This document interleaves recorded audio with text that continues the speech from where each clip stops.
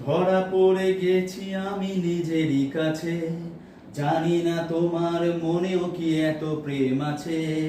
সত্যি যদি হয় বলুক যা বলছে নিন্দুকে, মন্দ করেছে আমাকে ওই দুটি চোখে। কি নামে ডেকে কি হলো?